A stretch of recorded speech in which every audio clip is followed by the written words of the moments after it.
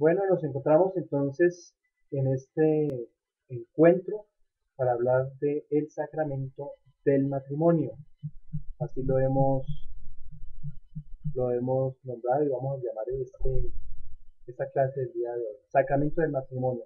Ya les había dicho a ustedes que este sacramento junto con el sacramento del orden es considerado como el sacramento del servicio. Hace parte también del grupo de los sacramentos que nos habla a nosotros de los sacramentos de la vocación. Por ejemplo, cuando nosotros tenemos una vida de vocación y queremos ponerla al servicio de nuestros hermanos, ya los había dicho, no se dice al servicio de Dios porque Dios no necesita que nosotros le sirvamos. Nosotros nos ponemos al servicio de nuestros hermanos porque quien debe servirle a los hermanos es el mismo Dios. Y nosotros en este caso estamos cumpliendo la misión de ser el mismo Dios.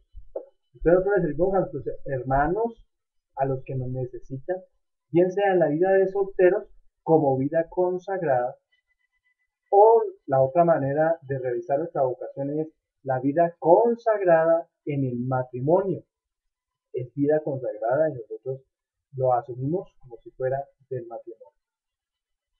Entonces, hablemos en sí de este sacramento. La unión conyugal tiene su origen en Dios.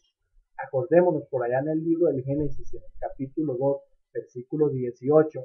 Y si tienen en la Biblia, pues aprovechemos la oportunidad y vayamos a ese texto bíblico. Génesis capítulo 2, versículo 18, nos vamos a encontrar que en el comienzo Dios, cuando estaba haciendo la creación, Él dice, cuando crea al hombre, no está bien que el hombre esté solo. Hagámosle una compañera semejante a él. Dios ya había creado los animales, Dios ya había creado la naturaleza, pero vio que no era suficiente esa compañía en el hombre, y entonces es cuando le nace la idea de crear a una mujer como compañera. Por qué no decir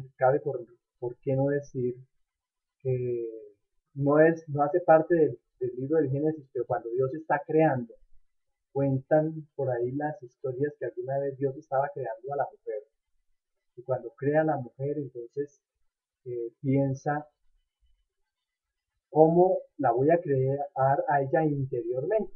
Un ángel la estaba observando a Dios cómo creaba a la mujer. Y dice, bueno, ¿y cómo va a crear su corazón? Dice, estoy pensando en ello, cómo yo necesito que su corazón sea duro para que sea resistente. Entonces el ángel le trajo una parte de material para que construyera el corazón de la mujer, porque él necesitaba que esa mujer no solamente fuera esposa, tenía que ser también madre. Entonces le pensó, o el ángel más bien le trajo una piedra de diamante. Si usted quiere que la mujer o la madre tenga corazón duro, pues qué más que el diamante. Entonces se quedó observando la piedra de diamante y dijo, no, es demasiado duro este material y de pronto podría fracasar en el intento de que esté a una madre con corazón duro. Dijo, no, yo la quiero a ella más sutil, más, más amante, más tierna. Entonces el ángel fue y se consiguió por allá unos pétalos de rosa, se los trajo a Dios y dijo, no, no, no, son muy frágiles, es muy frágil para ella construir un corazón así para ella. Y va de pronto a flaquear, de pronto no va a tener la fuerza suficiente para levantarse cuando la maltraten. Entonces el ángel se quedó pensando, se hizo detrás del mismo Dios y arrancó una parte de Dios y fue y se la pasó. Dijo, este es el material que yo necesito, este es el esencial. Y puso en el corazón de la madre o de la mujer parte de sí. Él no sabía que era de su parte, pero hoy podemos decir que las madres tienen el corazón como si fuera el mismo Dios en la vida de ellas. Esto es como para aumentar la autoestima. Y esto es como para que la madre, la mujer, descubra y vea cuán grande es su corazón y cuán sensible es el corazón de una madre que es como si fuera el corazón de Dios. Génesis 2:18 entonces nos dice el texto, Dios creó al hombre y a la mujer a imagen de Dios. Hombre y mujer los creó y los bendijo, diciéndoles, creceos, multiplicaos, poblad la tierra. Otras traducciones dirán, henchid la tierra y sometedla. Y nos encontramos también con el libro del Génesis, capítulo 1, 27, 28, que nos van a hablar de la misma creación. Ya cuando Dios crea a la mujer de la costilla de Adán. Desde el principio entonces de la creación, cuando Dios crea a la primera pareja, la unión entre ambos se convierte en una institución natural. Por eso podemos decir que el sacramento del matrimonio es el más antiguo de todos los sacramentos instituidos. Sin decir, pues, que Jesucristo, que es el primer sacramento, la Eucaristía, el centro de todos los sacramentos, ya existía al comienzo. Si vamos a hablar de esa manera, entonces el matrimonio sería, en segundo lugar, el que existe después de la Eucaristía, que es Jesucristo. Entonces, desde el comienzo, cuando Dios crea al hombre y a la mujer y los bendice, desde ahí ya hablamos nosotros de una institución natural del sacramento del matrimonio. O podríamos decir también, es una institución divina. Por las Sagradas Escrituras, y en las Sagradas Escrituras ya hay una institución divina, porque desde el comienzo Dios Padre, en el libro del Génesis, capítulo 2, 18, y en el mismo libro Génesis, capítulo 1, 27, 28, hay en dos relatos distintos institución del sacramento del matrimonio. O Dios al menos crea a la pareja y los bendice con una finalidad última, con un vínculo permanente y una unidad total. Vayamos al Evangelio según San Mateo. Vamos al Evangelio según San Mateo, busquemos en nuestra Biblia Mateo capítulo 19, versículo 6. Mateo capítulo 19, versículo 6.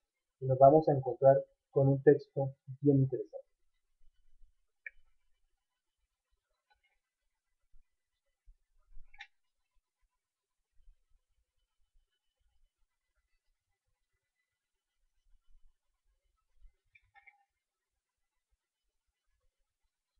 Vamos a leer a partir del capítulo 1, del versículo 1. Capítulo 19, versículo 1. Y sucedió que cuando acabó Jesús estos discursos, partió de Galilea y fue a la región de Judea, al otro lado del Jordán. Le siguió mucha gente y los curó allí. Y se le acercaron unos fariseos que para ponerle a prueba le dijeron, ¿puede uno repudiar a su mujer por un motivo cualquiera?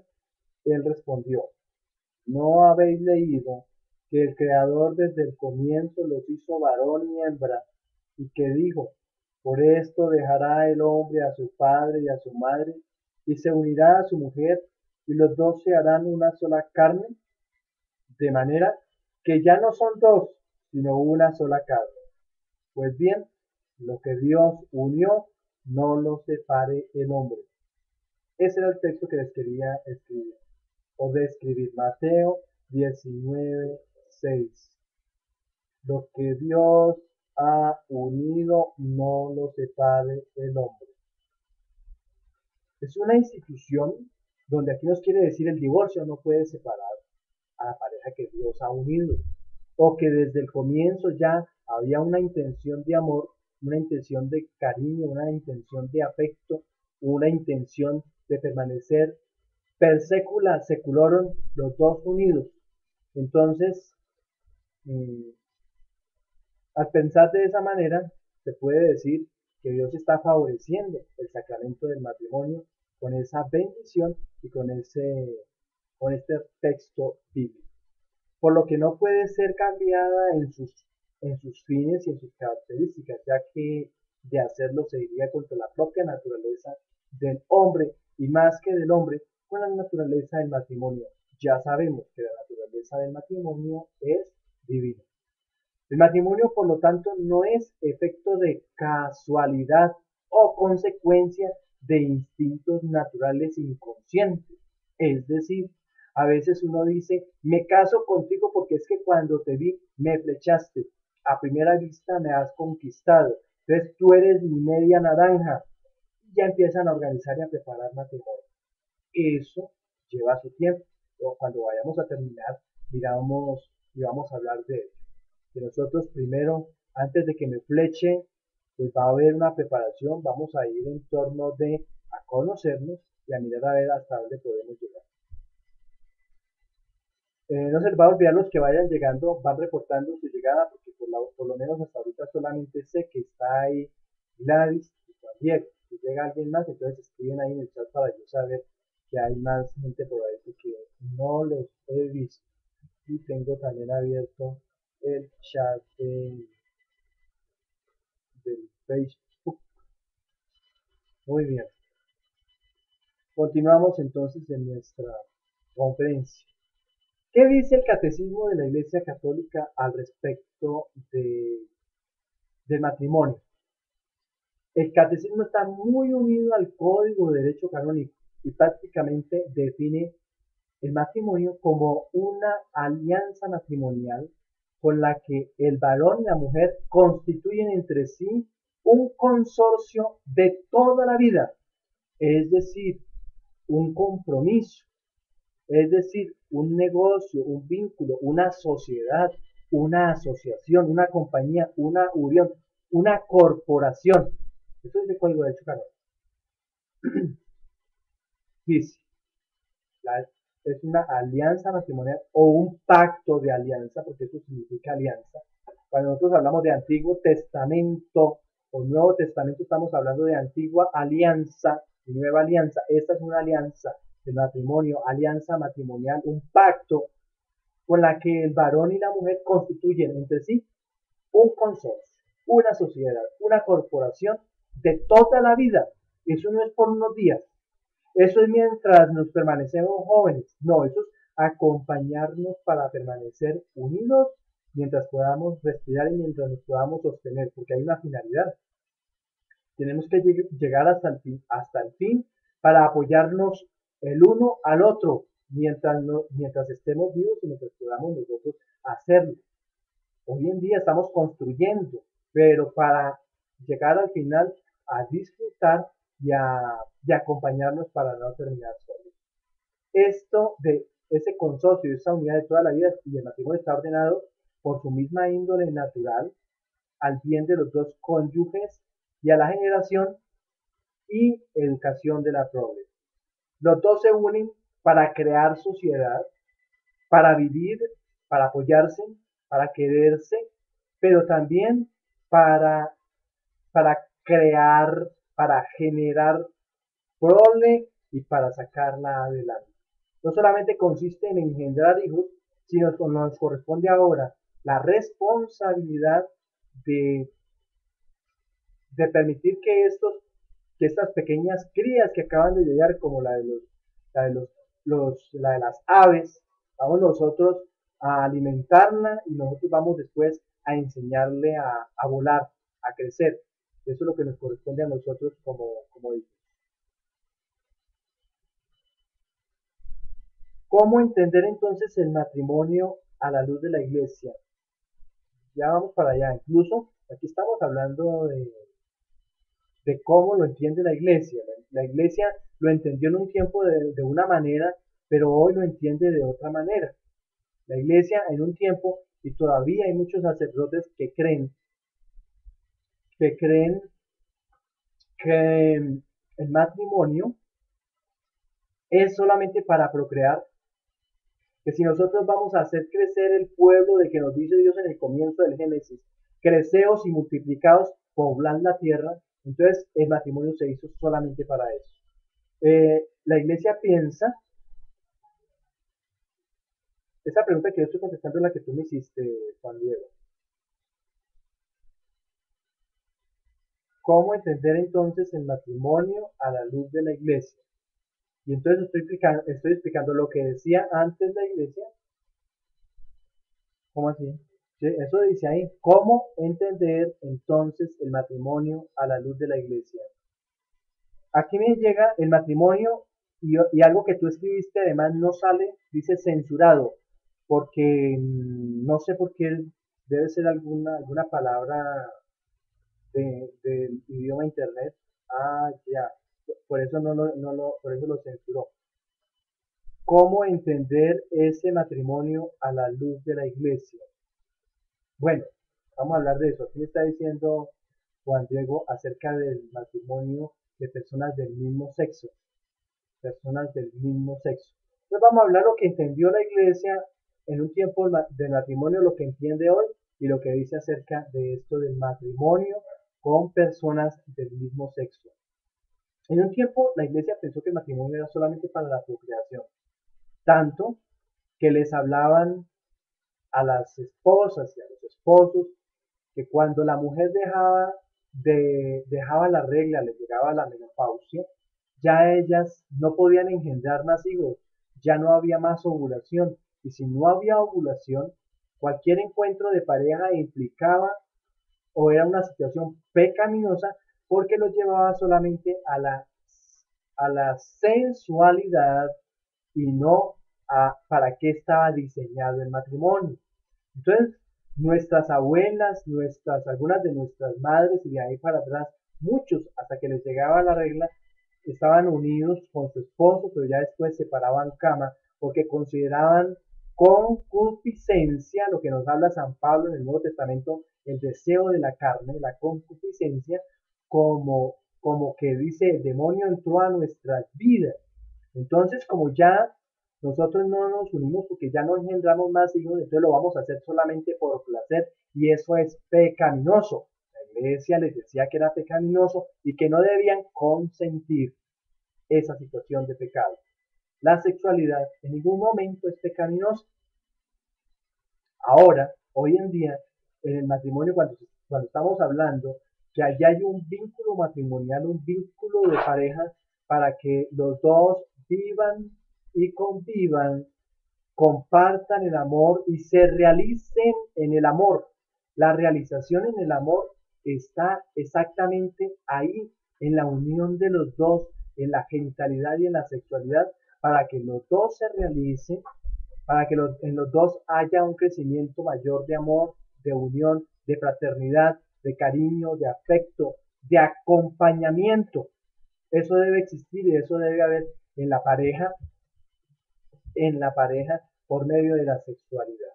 Hoy en día es para eso, para realizarse en el amor y para que el vínculo sea más fraterno. Así no haya, ya no haya posibilidades de engendrar, la relación está para eso, para que se mantenga la unidad entre los dos, para que se vaya creciendo, acrecentando el cariño, el afecto, el amor. ¿Qué pasa y qué dice la iglesia con el matrimonio de personas del mismo sexo? Ellos dicen que según la naturaleza, porque lo acabamos de ver en el libro de las Sagradas Escrituras, que Dios creó en el comienzo el hombre y la mujer, y entonces lo normal es que haya un hombre y una mujer. ¿Qué dice la iglesia? Que eso es antinatural, porque Dios en el comienzo creó a hombre y a mujer y les creó todas sus partecitas para que uno vaya dentro del otro y entonces no existe otra cosa. Todo lo que sea contrario es antinatural. En la misma época, en la época en que estaban redactando el libro del Génesis, también existía la misma situación que hoy vemos. Hombres que se sentían atraídos por hombres y mujeres que se sentían atraídas por mujeres, y esto no era entendible a la mente de la época. Estamos hablando del año posiblemente 2000 antes de Jesucristo y al 1500 y época de David, y eso no era entendible y no podían comprender. Ellos creían y pensaban que lo normal era lo que se conocía. Entonces ahí es cuando crean la situación de que Dios aborrecía tal situación y que alguna vez había existido una ciudad o dos ciudades, una llamada Sodoma y otra llamada Gomorra, y que incluso ya no aparecían en el mapa porque Dios las había destruido y en esas ciudades habitaban personas de este grupo, de este género, hombres que gustaban de hombres y mujeres que gustaban de mujeres, y Dios había acabado con eso, había terminado absolutamente hasta la última faz de la tierra, hasta la última partecita, porque no quería saber nada de eso. No es ese el pensamiento de Dios, ese es el pensamiento del hombre. Porque lo que pasa es que el hombre no entiende qué pasa en esa situación. Y a pesar de que eso ocurrió hace 2000 años, 2000 años después, siguen investigando acerca del asunto y no han dado, en últimos momentos no han dado con qué es lo que está ocurriendo con personas que gusten del mismo sexo y que hayan personas, hombres, que gusten del mismo sexo y que no se sientan atraídas por el sexo opuesto, porque no se le puede exigir a un muchacho que tiene una peluquería y que es completamente una mujer y que tiene voz de mujer y que se le antoje pues o que se le exija que tiene que acostarse con mujer. Entonces, ¿qué pasa? Que como existe eso y nosotros todavía no conocemos, pero que la ciencia va evolucionando y va encontrando cositas, y ya dicen que la homosexualidad se da por, por la división multicelular que hay en el momento en que se une el espermatozoide con el óvulo y empieza a formarse la mórula y que se divide en partes iguales y luego se reparten los caracteres en 36 y 36 características femeninas y 36 masculinas. En esa división hay una falla en algunos que nacen homosexuales. Porque también otros se van creando y se van haciendo homosexuales, como nos dice el dicho, la sociedad los corrompe, y otros se van haciendo porque los vamos haciendo con el comportamiento de los padres, malos comportamientos, cuando hemos engendrado un hijo bajo los efectos del alcohol o bajo los efectos de los alucinógenos y maltratamos a una mujer embarazada, ese niño va a captar todo eso y cuando nazca van a ser con ciertas irregularidades. ¿Qué dice la iglesia?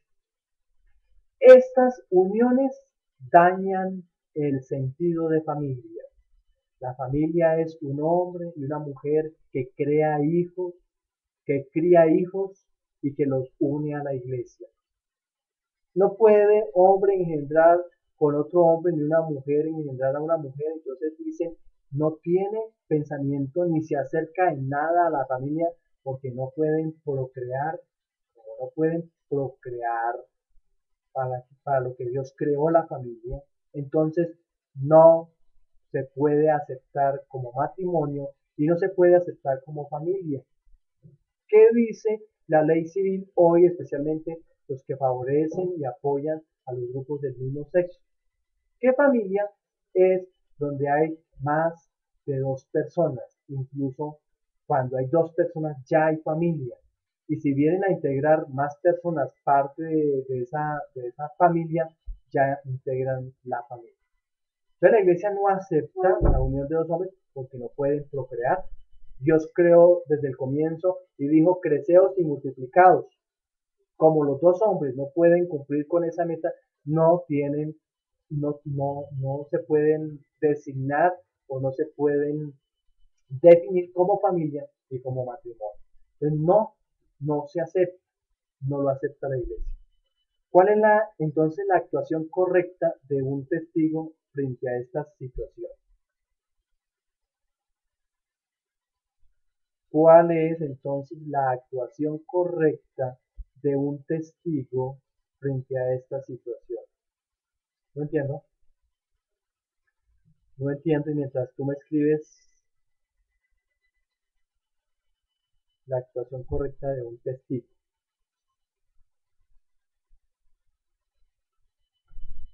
Mire, eso es lo que yo le puedo decir.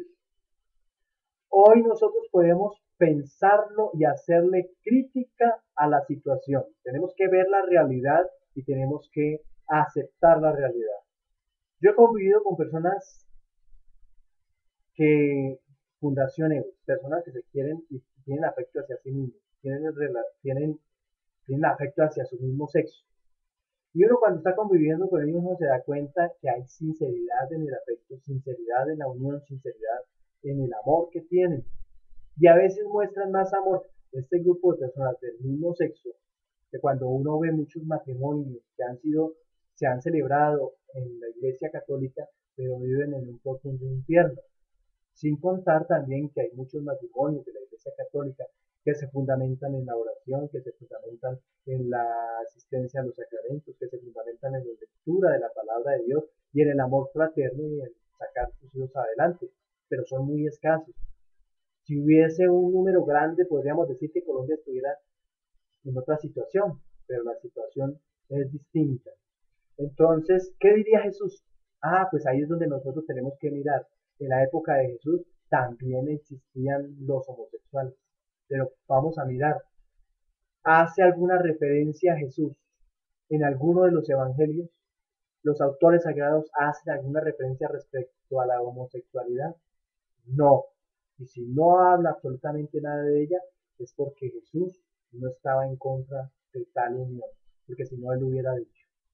¿Quién sí habla de eso? Pablo.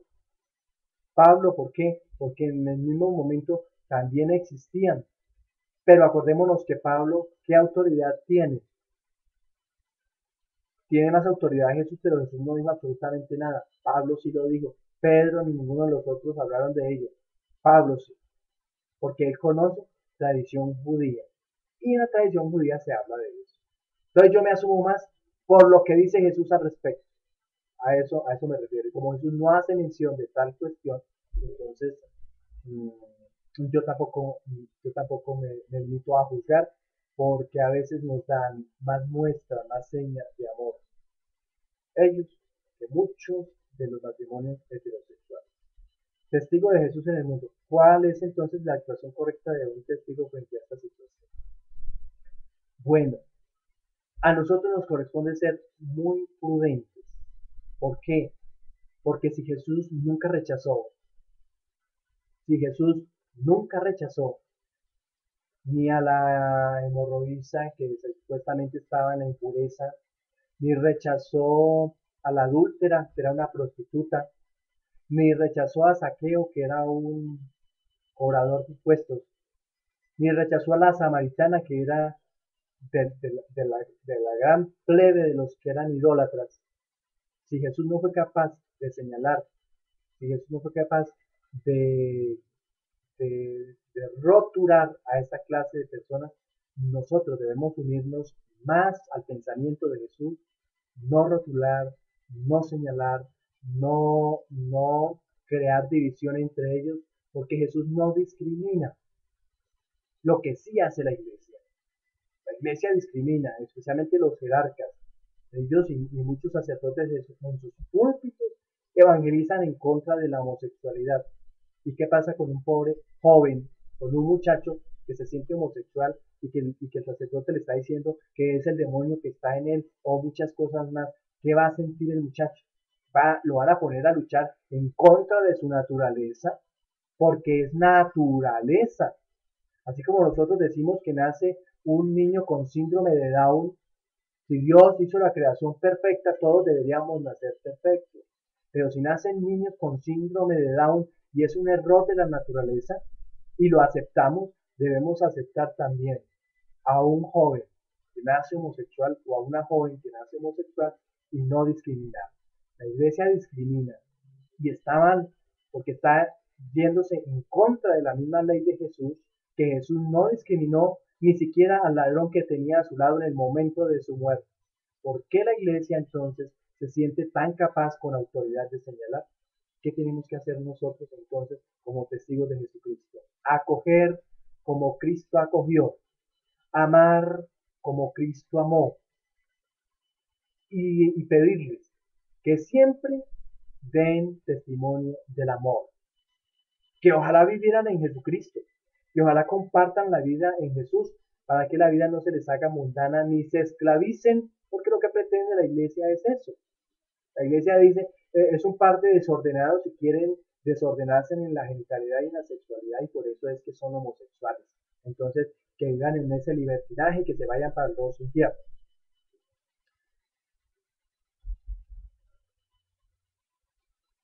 Eh, nos dice aquí Juan Diego, no hay que generalizar porque hay obispos que no juzgan, sí, sí, claro, eso es verdad. Hay algunos obispos que no lo hacen, pero hay algunos que sí lo hacen y eso es lo que publican por los medios de comunicación. Orientan y brindan apoyo, eso es correcto. Tengo aquí una página de la diócesis de Alcalá de Henares, que es en España, que tiene un link que se llama Homosexualidad y Esperanza. La página 96 hablan de la ley natural y ley positiva. ¿Cuál es la ley positiva? Eh, Esa página la puedes enviar, Juan Diego, ahí por el link. Página, página 96. ¿Qué es la ley positiva? Bueno, eso tiene que ver con derecho, tiene que ver con derecho y ya sabemos nosotros que, que la ley natural es la misma ley divina.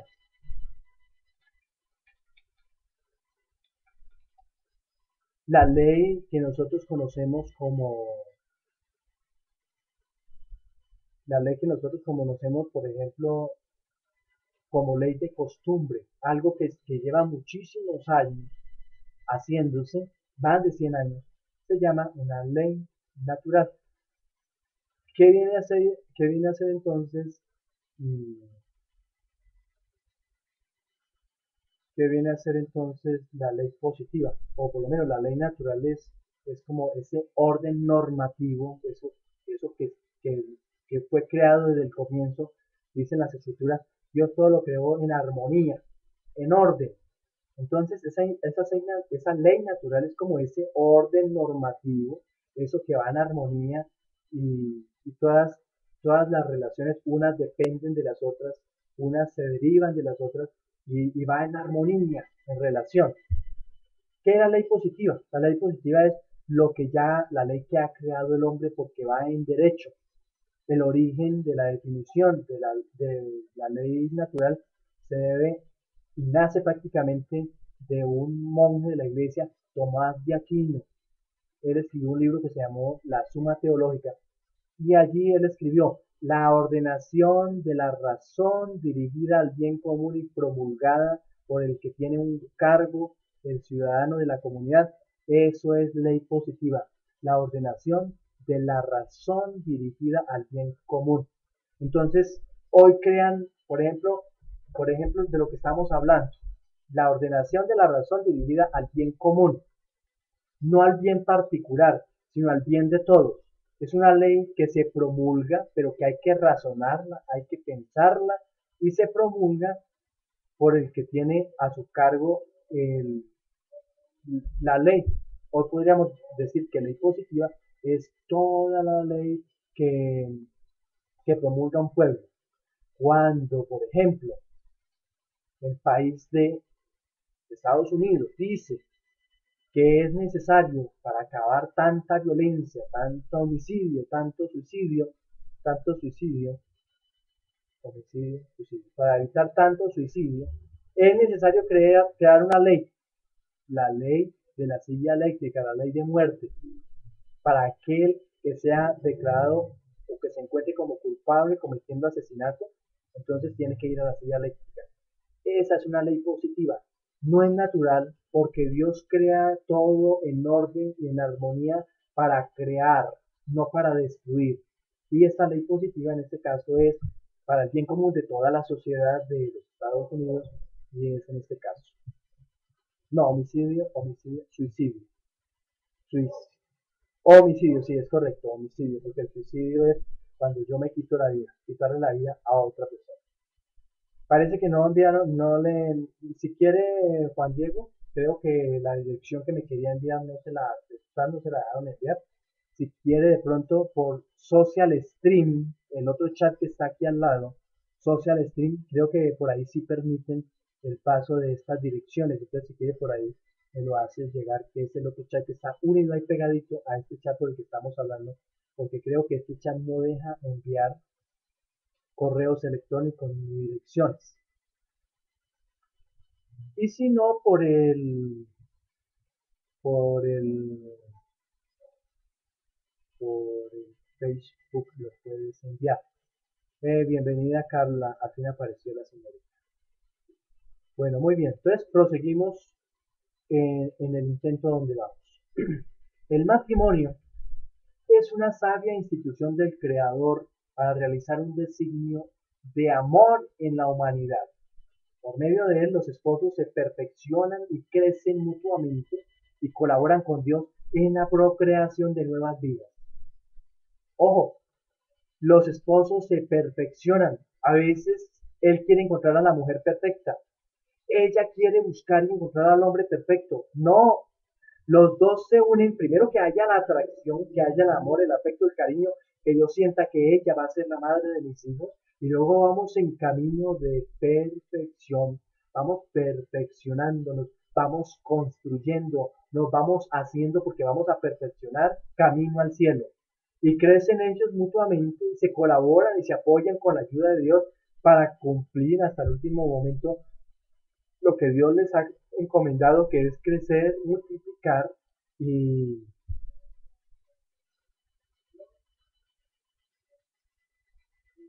eh, bueno, tan querido. Y no pudiste por stream,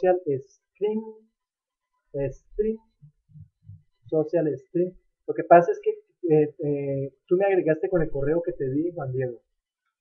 Quiero que me agregues con esta dirección, porque creo que de pronto tú me agregaste con la otra dirección, porque yo tengo dos correos de Facebook y el que tengo en este momento abierto es de esta dirección, porque tú me agregaste posiblemente con otro que es de Peñuela. Entonces tú me envías y espero unos 3 segunditos para ir a buscar. El matrimonio para los bautizados es un sacramento que va unido al amor de Cristo y de la Iglesia. Por eso yo decía que el sacramento del matrimonio es un sacramento de servicio y es un sacramento de vocación. Está muy unido a Jesucristo porque de la misma manera como el hombre y la mujer se aman, Cristo también está unido y casado con su iglesia. Cristo ama a su iglesia, se entregó a su iglesia y el amor de Jesucristo por su iglesia debe ser similar, o más bien, el amor de los esposos debe ser similar a la entrega y al matrimonio y al amor que le revela Cristo a su iglesia.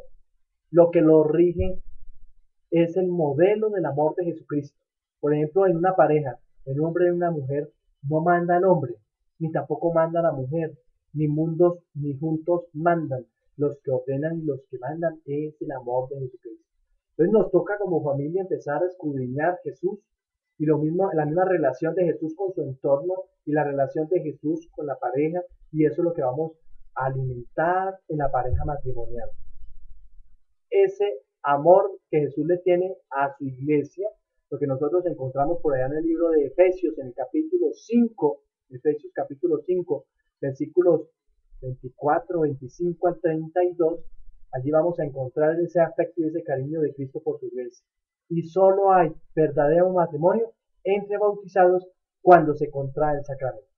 Vamos a encontrar con otros no bautizados que celebran matrimonio, pero eso es matrimonio civil. Pero en la iglesia católica solamente entre bautizados. Juan Diego, el correo que le acabo de enviar. Si quieres lo agregas también y entonces yo voy y busco ahorita cuando diga que ya me han enviado unidos por ella, por ella, por ella. Ah, ya, ahí está, sí. ¿Cierto que sí? Te veo, Juan Diego, en Facebook. Pues ahí me llegó tu unidos por ella, pero no te veo en el, no te veo en el, ah, discúlpeme que era que no lo había aceptado, pero ya está ahí, ya está ahí, ya está ahí, ya está ahí. Muy bien. El matrimonio se define entonces, ya lo habíamos dicho, como la alianza por la cual el hombre y la mujer se unen libremente. Ese es un requisito indispensable, importante. Se unen libremente.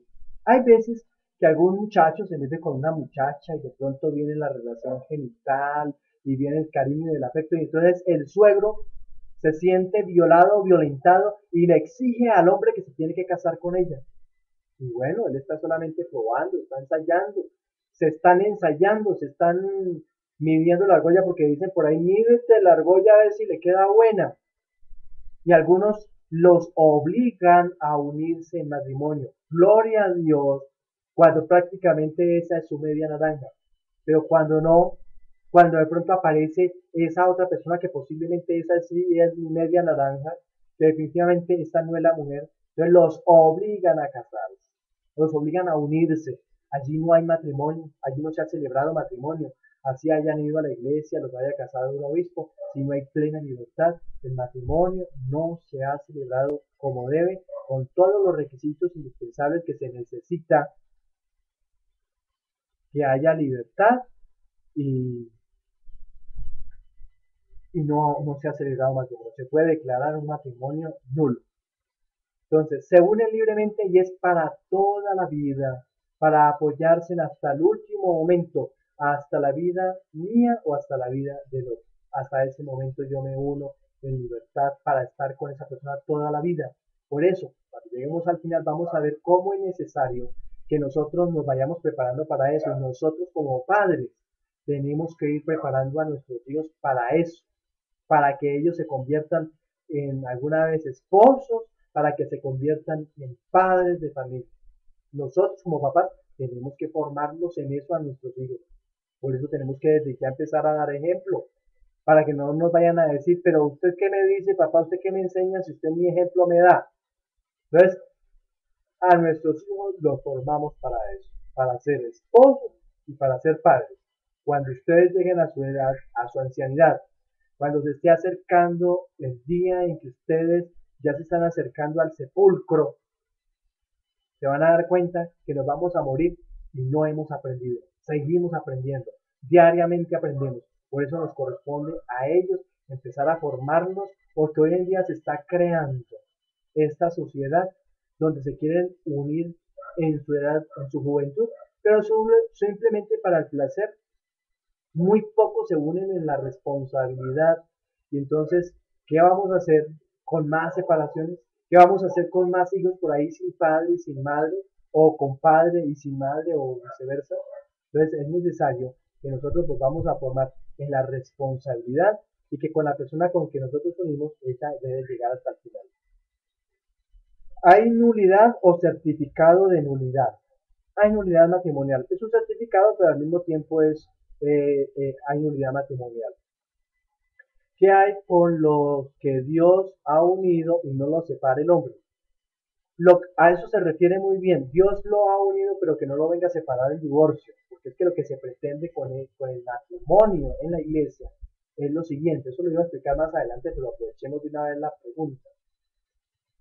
El matrimonio de la Iglesia Católica lo que busca es certificar, apoyar y favorecer al más desvalido, al más pobre.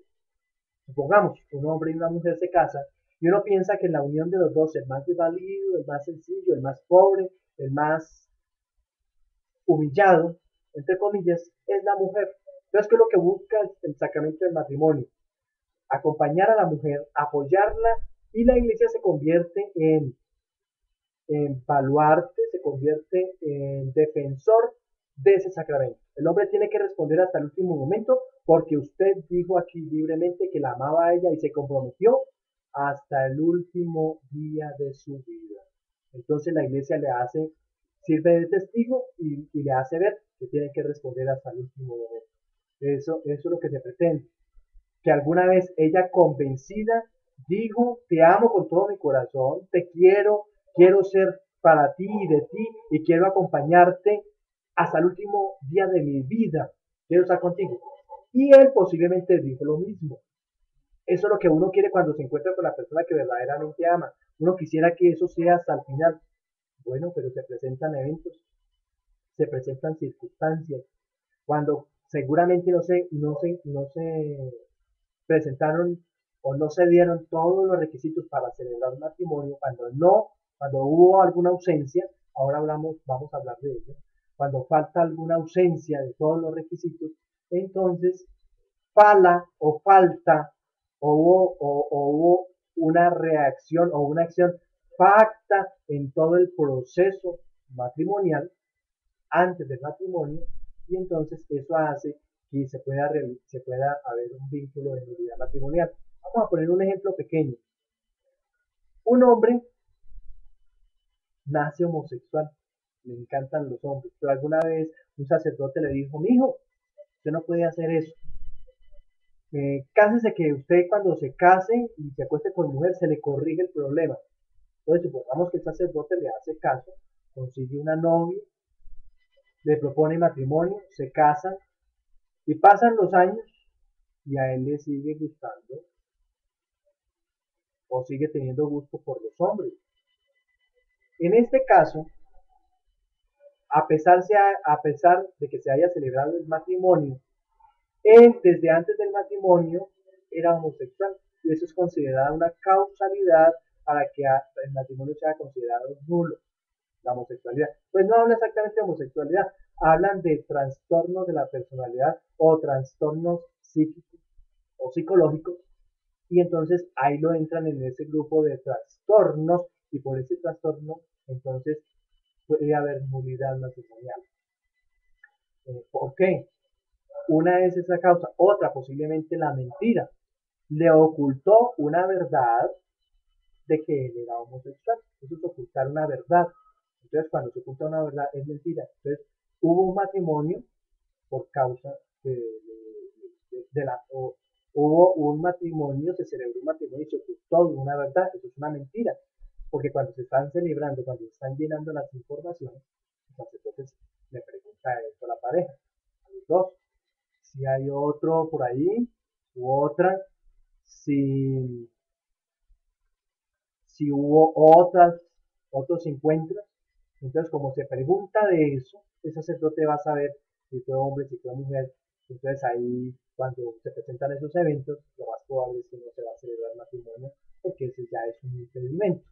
Entonces, en esos casos hay nulidad matrimonial porque hubo engaño. ¿Qué hay con que Dios ha unido y no lo separe el hombre? Lo que quede atado en la tierra queda atado en el cielo. Estas palabras son más de sacramento de la reconciliación. Lo que quede atado en la tierra queda atado en el cielo y lo que quede desatado en viceversa. Eso es para sacramento de,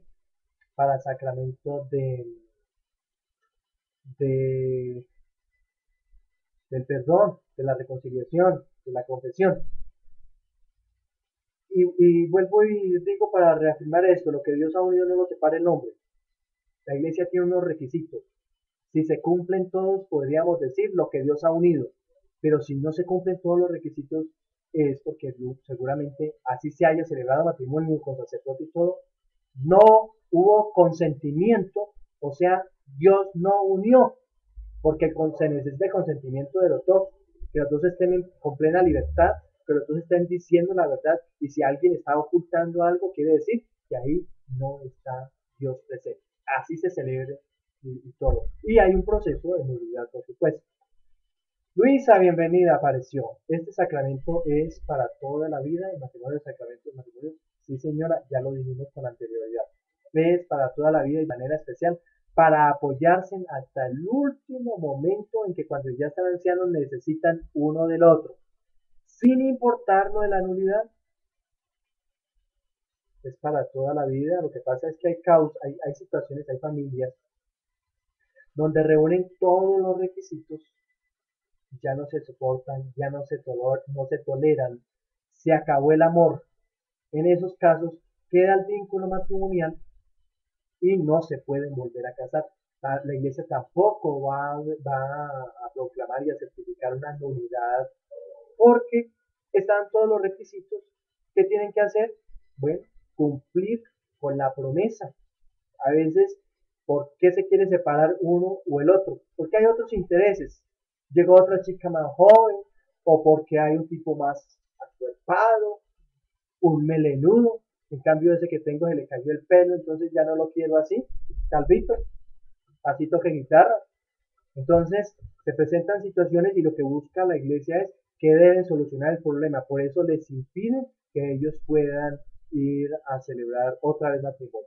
Lo celebrarán de manera civil y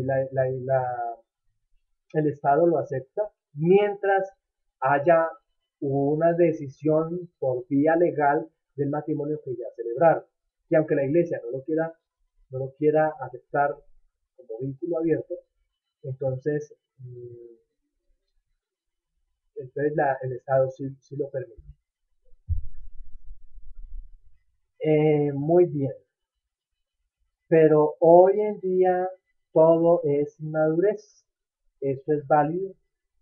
Mm, depende, depende. Es decir, si una pareja inmadura, requisito, vamos a verlo más adelante, de pronto en sus copias, ustedes como ya lo leyeron, y ahorita vamos a hacer previa. Entonces ahí vamos a ver que la edad mínima para celebrar matrimonio es 18 años. Para mí los 18 años no es una edad madura para celebrar matrimonio. Yo pienso que una edad madura para celebrar matrimonio, yo creo que 26, 27 años, y como habíamos dicho del sacramento del orden, se cree que a los 24 años haya madurez. Entonces, pues muchos de los matrimonios que hoy se celebran son matrimonios inmaduros. Van detrás del físico de la persona, van de pronto detrás de la cartera, van, y eso es considerado como inmadurez.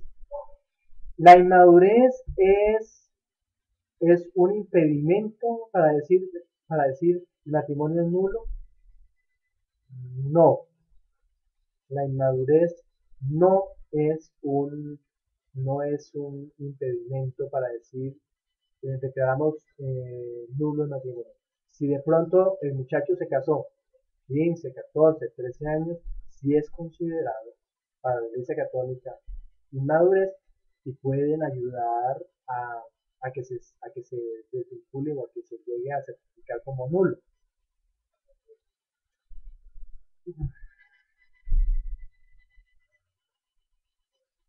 Bueno, el matrimonio se define como una alianza por la cual el hombre y la mujer se unen libremente para toda la vida con el fin de ayudarse mutuamente, procrear y educar a los hijos.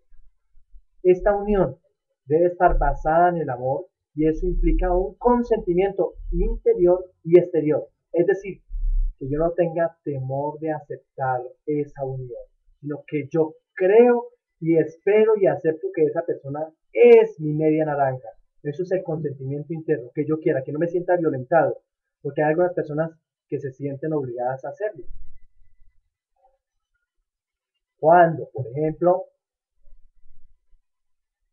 eh, bueno, la invitaron a almorzar y entonces con el del almuerzo, después vino el cine y después vino una reunión en un club social muy interesante y le dijo yo te amo y la otra persona le dijo ay yo también te amo y entonces ya después al rato le dice como nos amamos, entonces nos casamos.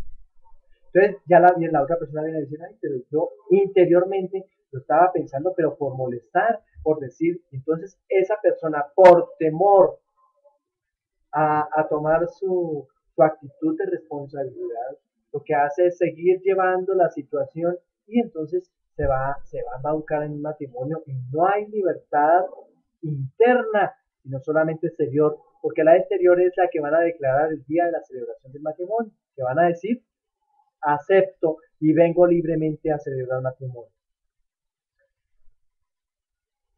En la antigüedad los judíos, ¿por qué lo manejaban jóvenes?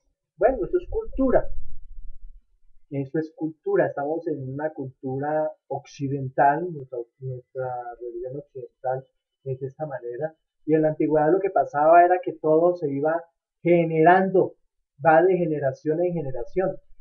No crean pues que en la tradición judía yo me casaba con el que quería, no, los papás le iban buscando, eso era un tema de más adelante, pero lo vamos a decir de una vez, los padres buscaban los hijos con los que se iban a casar sus hijos. Y eso era un negocio entre padres y luego, cuando ya había negocio entre ellos, entonces le decían a sus hijos, su merced, su media naranja ya la conseguimos y se la presentaban. Y era que el día que lo presentaban, ese día celebraban matrimonio. Entonces no había consentimiento, ustedes se tienen que casar, porque los papás lo decidían así. Y era y se celebraba dentro de las mismas tribus. Estaba prohibido que de pronto la tribu de Levi se casara o se metiera con la tribu de Dan. Todo entre tribus porque necesitaban que fueran creciendo las tribus.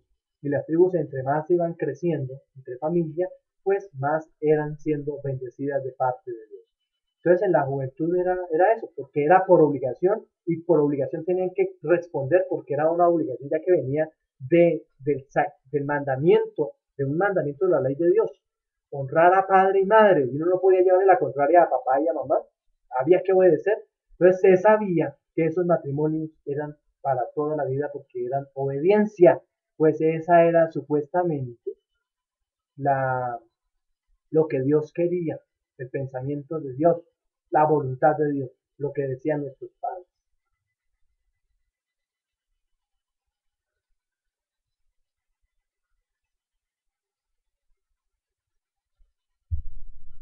¿Por qué tan permisiva actualmente la iglesia? Porque cada día son más y más las nulidades. ¿Por qué es permisiva la iglesia hoy? No es que sea permisiva. Lo que pasa es que nuestra iglesia católica está buscando es que se celebren muchos matrimonios. Uno, porque hay mucha unión libre. Entonces se quiere fomentar que haya un gran número de matrimonios católicos y les exigen muy poco. Dicen, no celebramos matrimonio en la iglesia católica porque eso pone muchos requisitos. Entonces, ¿para qué? Eso más bien casi, quedémonos así nomás. Entonces, la iglesia, muchos les facilitan que se casen para que les entre dinero. Entonces evitan que tengan una muy buena preparación, evitan preguntar tantas cosas para descubrir, porque la finalidad de preparar ciertos documentos antes de celebrar el matrimonio es para descubrir si de pronto hay alguna falencia, se descubre algo que no coincide y para evitar que se celebre matrimonio. Entonces, por aquello del dinero y para decir que tenemos muchos matrimonios católicos, bendicen por montón y después el Vaticano, hace poco el Papa Benedicto XVI, hará unos 4 meses, le escribió una carta a los obispos de Latinoamérica para decirles, por favor, examinen y vigilen qué está pasando con el sacramento del matrimonio, porque está teniendo muchas fallas. Están llegando al Vaticano miles, centenares de solicitudes de nulidades matrimoniales porque no se están celebrando. ¿O por qué? ¿Por qué razones? Pero entonces yo pienso que esa es la causa.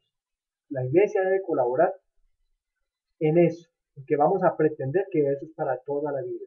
Y entonces debemos ayudar en eso, empezar a seleccionar desde el mismo momento del matrimonio, en el mismo momento en que deciden que nos vamos a casar. Porque el problema es ese, que una pareja de jóvenes se gustan y dicen nos queremos casar y entonces la iglesia debería prepararlos para ver si en verdad el uno es para el otro. Pero lo que hace es simplemente, como ellos ya metieron la cabeza y dice hasta que no nos casemos no descansamos, ya metieron la cabeza en toda la iglesia, ayuda a acabarles de meter el resto del cuerpo y faltando muchos de los requisitos y muchas de las certezas que se deban tener de que uno está para el otro. Y es lo que tiene que hacer la iglesia. Evitar celebrar el matrimonio hasta que ellos estén enteramente seguros de que se quieren casar. Esto ha cambiado para ellos y sigue igual. Para la tradición judía sigue igual, los padres consiguen los hijos con los que se van a casar, pero también les dan la libertad de que si consiguen otra persona se pueden casar con otra persona, pero los padres todavía siguen decidiendo. Con los varones no les exigen tanto, pero a las mujeres sí.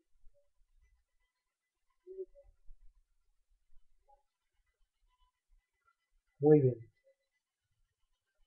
Entonces, se necesita entonces que esta unión tenga un consentimiento interior y exterior y cuando está bendecida por Dios se considera ya sacramental y hace que el vínculo conyugal sea para toda la vida. Nadie puede entonces romper ese vínculo. Lo vamos a encontrar por allá en el Código de Derecho Canónico después del día 50 que empieza a hablar del matrimonio. Día 50, 55, 56, por allá en la mitad de los códigos. En lo que se refiere a su esencia, los teólogos hacen distinción entre el casarse y el estar casado. El casarse es el contrato matrimonial. Y el estar casado es el vínculo matrimonial indisoluble. Bien interesante eso. Casarse es el contrato matrimonial y el estar casado es el vínculo matrimonial indisoluble que hay que cumplirlo, que hay que asumirlo, que hay que asumirlo. Estoy casado.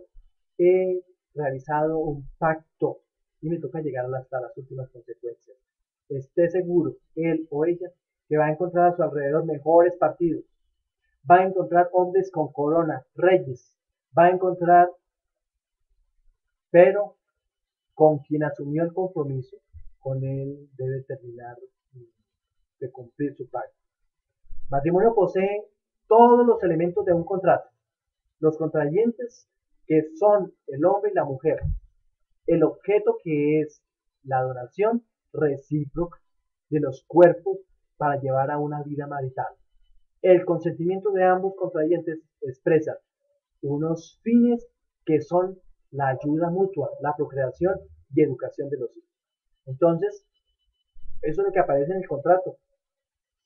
Ellos firman un pacto donde dicen: yo me dono a ti, de la misma manera en que Jesús fue capaz de donarse a la iglesia, de la misma manera en que Jesús se dio totalmente, que no se guardó para sí nada, no fue egoísta. Tal fue su entrega, que murió en la cruz, dio su vida en cruz por la iglesia. El hombre debe entregarse en matrimonio por amor eterno a ella, y si es posible hasta la muerte. Y de igual manera ocurre con la mujer: entregarse enteramente a él por amor eterno y para causarle y crearle felicidad, amor, cariño, por hacer a la otra persona feliz. Para eso me dono y para eso la otra persona se dona. Como dicen por ahí, si de lo que yo quiero que me den, entonces yo doy. Y no hagas al otro lo que no quisieras que te hagan. Es una donación recíproca donde vamos creciendo, donde van los dos creando, creciendo, fortaleciendo esa vida de amor, esa vida de matrimonio, esa vida marital. El consentimiento que ambos contrayentes expresan de plena libertad está allí inmerso. Y los fines últimos del matrimonio: vamos a apoyarnos, vamos a ayudarnos, vamos a hacer sociedad conyugal, vamos a acrecentar nuestro capital, vamos a crecer, vamos a crear empresa, vamos a construir. Y entonces por allá habrá unos momentos en que nos vamos a relajar, y ahí es cuando queda la muchacha embarazada. Entonces vamos a procrear y vamos a sacar adelante los niños que vienen. Bueno, les voy a enviar por el chat una página. Espero que nos llegue, y si no, yo se lo voy a enviar por Facebook. El fin último de esta página que les voy a enviar, se la envío por Social Stream, que es el chat que está al lado del chat por el que les estoy hablando. Entonces, si quieren, vayan allá y tomen nota. Tomen nota, no. Cogen esa página y la envían, y es de YouTube, y la abren para que veamos un video bien interesante que nos ayuda a recrearnos un poquito en el matrimonio, como para hacer un resumen de lo que hemos visto, el sacramento del matrimonio en la iglesia. Entonces, solamente, solamente me espero a que me confirmen que lo hayan recibido.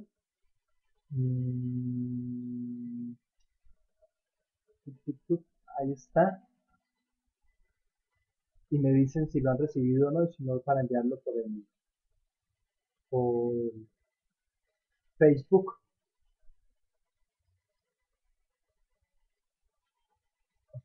Muy bien, Juan Diego. Entonces, vamos a escoger el matrimonio, el sacramento del matrimonio en el catecismo de la iglesia. Vamos a abrirlo y a mirarlo. Sí, denle clic, y en la primera parte está ahí la dirección que acabo de enviar. Porque es que si la envío por este lado no la recibo. Si la envío por el chat por donde nos estamos charlando, no lo recibe, pero pero si van por Social Stream, sí lo van a encontrar. Entonces los invito a que lo vayan mirando y cualquier irregularidad, cualquier cosita me van diciendo de por qué.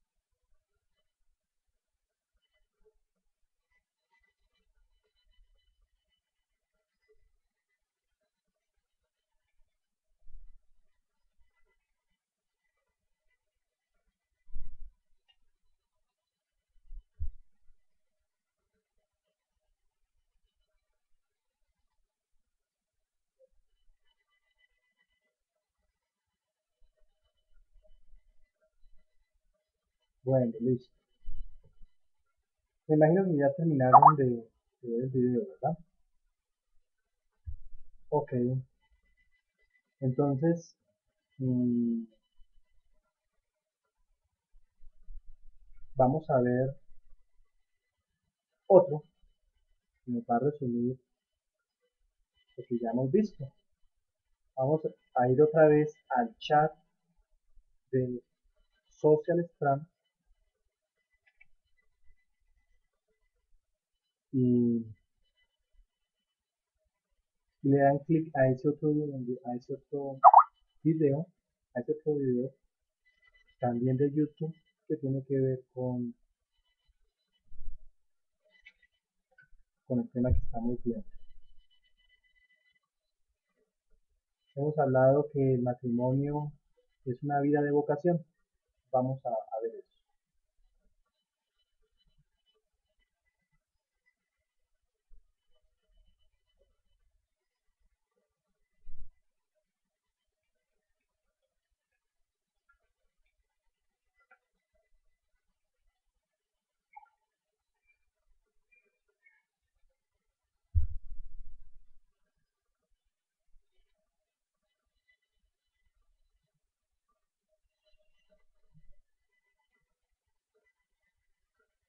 ¿Qué dijo Gladys? No, que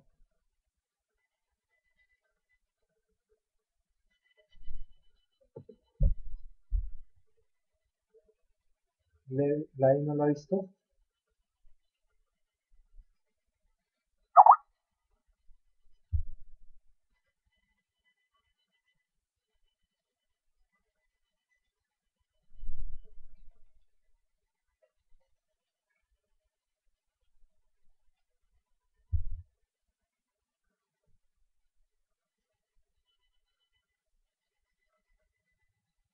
¿Qué esperan? ¿Cuál no han visto? ¿El primero o el segundo?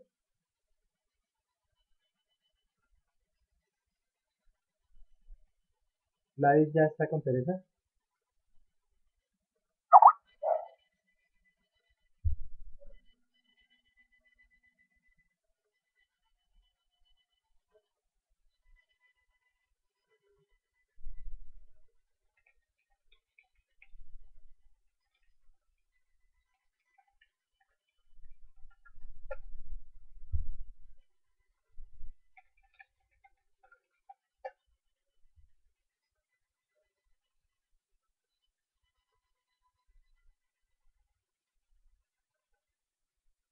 Hay que verlo, hay que verlo, hay que verlo. Ah, sí, tiene toda la razón, es de 33 minutos. No, lo vamos a copiar y ustedes lo ven después más bien. Tiene toda la razón, Juan Diego. Vamos entonces a continuar, sí, porque es larguito. Y entonces, vamos a hablar ahora de la institución del sacramento. La institución del sacramento. Hemos dicho que Dios instituyó el matrimonio desde un principio. Cristo prácticamente lo elevó a la dignidad de sacramento, a esa institución natural deseada por el Creador desde el comienzo. No se conoce el momento preciso en que lo eleva a la dignidad de sacramento, pero se refería a él en su predicación. Jesucristo explica a sus discípulos el origen divino del matrimonio. Dice, ¿no habéis leído cómo el que creó al hombre al principio lo hizo varón y mujer y dijo, por ello dejará a su padre y a su madre y los dos se harán una sola carne? Lo vamos a encontrar en el Evangelio de Mateo, capítulo 19, desde el 1 en adelante. Cristo en el inicio de la vida pública realiza su primer milagro a petición de su madre en las bodas de Caná, en el Evangelio según San Juan en el capítulo 2. Esta presencia de él en el matrimonio es muy significativa para la iglesia. Incluso la iglesia asume que Jesús le está dando poder, le está dando fuerza, le está dando autenticidad al sacramento del matrimonio con este milagro. No es así. La realidad es otra. Jesús quiso meterse en el matrimonio. Cuando en esta pareja se acaba el vino es porque se acaba la felicidad porque el vino es signo de felicidad. Y la intercesión de María es para que Jesús les devuelva la felicidad a ese matrimonio, porque no hay felicidad en ellos. Entonces es cuando Él viene a transformar la humanidad de ellos en la divinidad, que es el signo del vino, y la presencia de Jesús en el matrimonio hace que recobren la felicidad. Es decir, en un matrimonio debe habitar Jesús para encontrar la verdadera felicidad. Esta presencia de Él en un matrimonio es muy significativa para la iglesia, pues significa el signo de que desde el momento la presencia de Cristo será eficaz en el matrimonio, desde el mismo momento en que son matrimonio. Durante su predicación Jesús enseñó el sentido original de esta institución, lo que Dios ha unido, que no lo separe el hombre. Para un cristiano, la unión entre él, para un cristiano, esa unión que hay en el matrimonio como institución natural y el sacramento es total. Por lo tanto, las leyes que rigen el matrimonio no pueden ser cambiadas arbitrariamente por los hombres. Por eso la Iglesia asume, mantiene y sostiene lo que desde hace mucho tiempo se ha celebrado.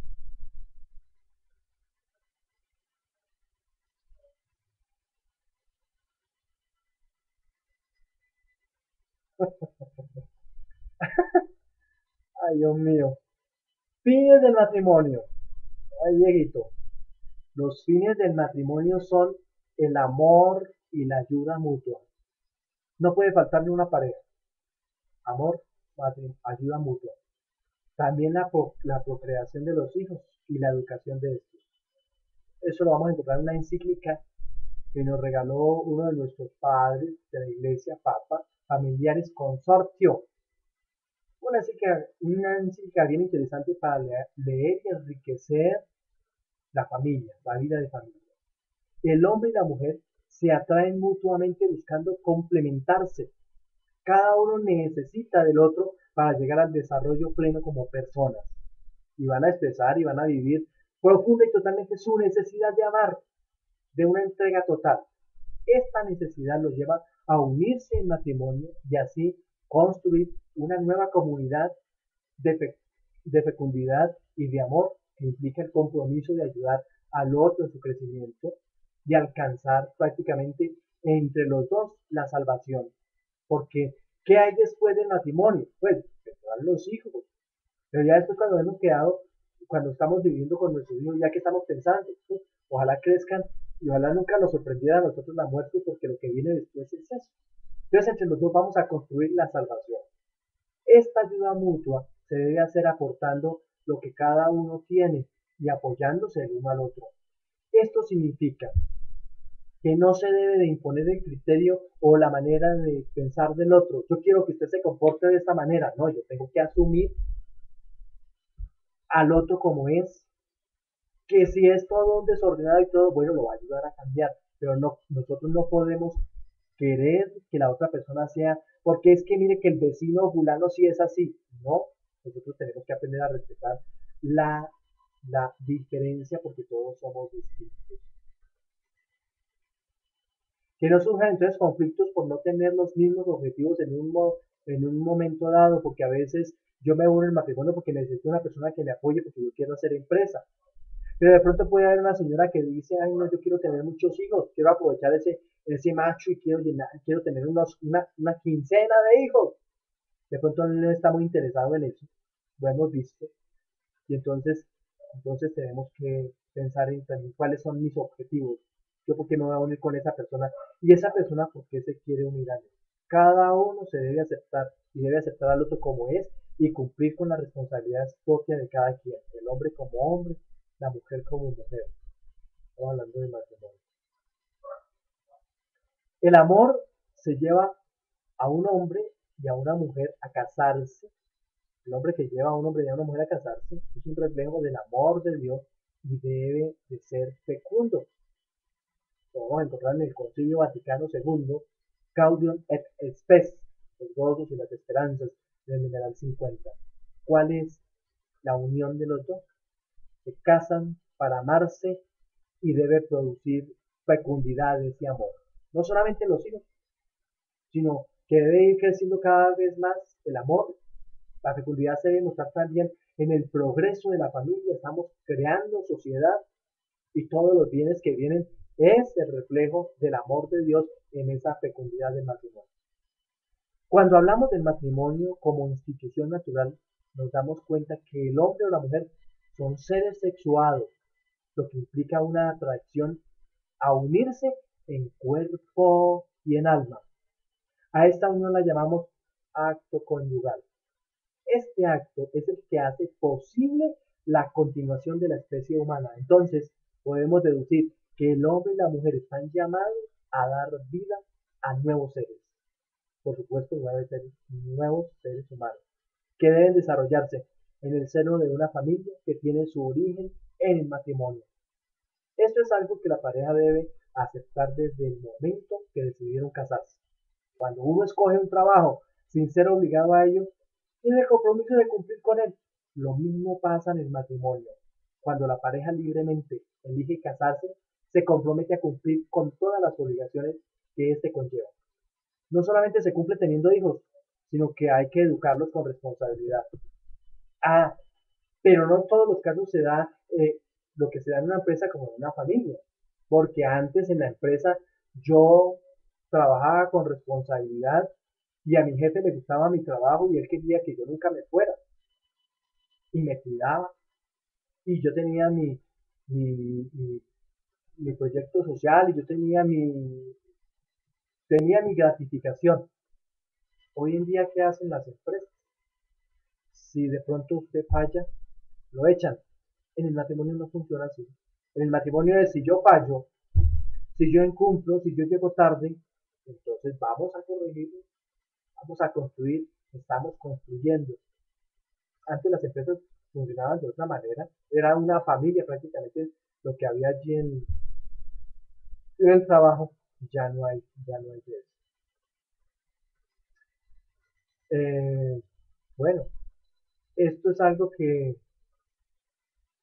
la pareja debe aceptar desde el momento que se casan, cuando escogen,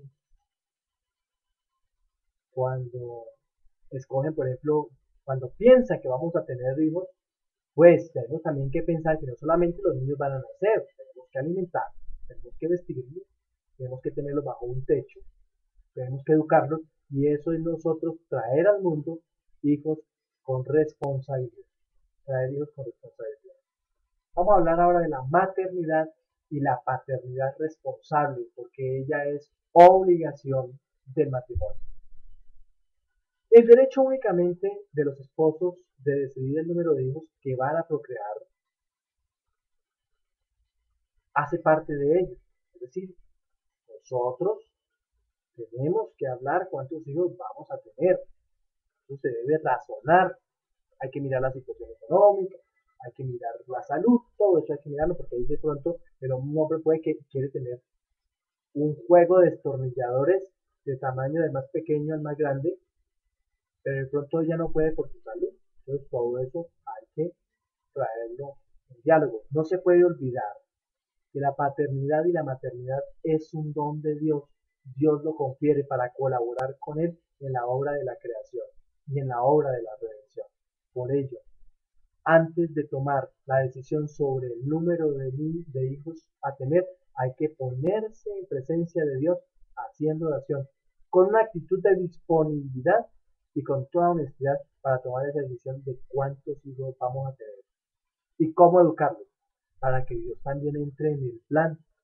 Porque si usted no pone a Dios en el plan, entonces usted empieza el acto sexual y cuando se va a dar cuenta en 4 meses, la señora tiene un estómago como de 8 meses y van al ginecólogo y le hacen el examen y le dicen, su merced tiene 8 en el estómago porque no contó con Dios.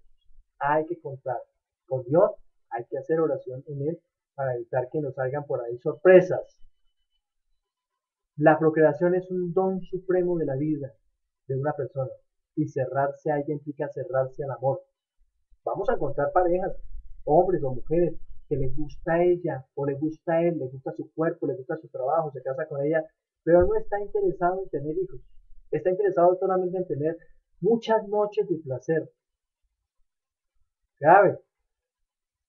Cada hijo es una bendición, por lo tanto, se deben de aceptar con amor y deben hacer parte del pacto y de la alianza que han contraído en el matrimonio.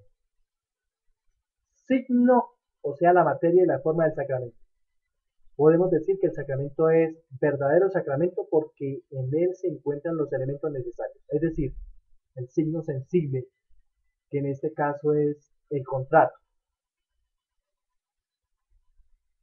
Está quien va a presenciar o el testigo de la parte de la iglesia del sacramento del matrimonio, el sacerdote. Y también vamos a encontrar unos testigos por el lado civil, los padrinos. Y vamos a encontrar el hombre y la mujer. Signos sensibles, materia y forma del sacramento del matrimonio. La iglesia es la única que puede juzgar y determinar sobre todo lo referente al matrimonio. Esto se debe a que es justamente un sacramento de lo que estamos nosotros hablando. La autoridad civil solo puede actuar en los aspectos meramente civiles del matrimonio. El signo externo de este sacramento entonces es el contrato matrimonial, que a la vez conforman la materia y la forma. Vamos a hablar de una materia remota. ¿Cuál es la materia remota? Los mismos contrayentes. Y podemos decir aquí al mismo tiempo que cuáles son o cuál es el ministro del sacramento del matrimonio. Me voy a esperar a ver a que me respondan eso, a ver quién me responde primero. Ministro del sacramento del matrimonio. Vamos a esperar a ver quién nos van a responder.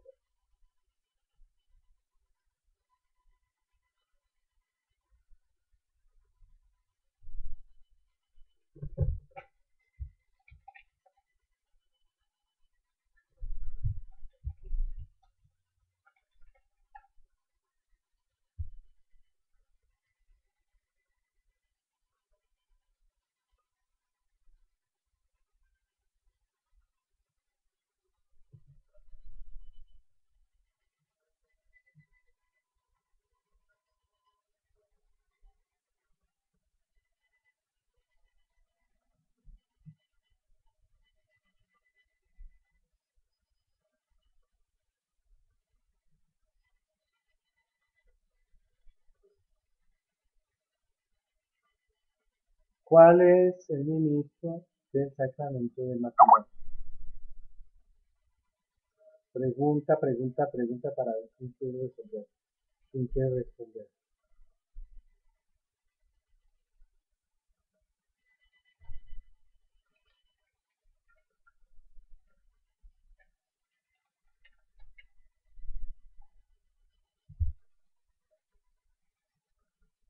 Se durmieron, creo que ya se fueron a dormir.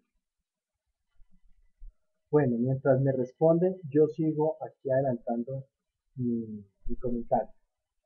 La materia remota son los mismos contrayentes. La materia próxima es la donación recíproca de los esposos. Se donan toda la persona, todo su ser. Esa es la materia próxima. Requisito indispensable. La forma, entonces, es el sí que significa la aceptación recíproca de ese don personal y total.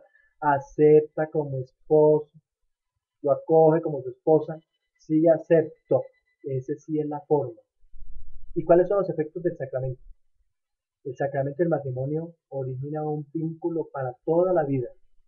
Al dar el consentimiento libremente, los esposos se dan y se reciben mutuamente y esto queda sellado por Dios. Vamos, miremos en el Evangelio de Marcos, capítulo 10, versículo 9. Marcos 10, versículo 9.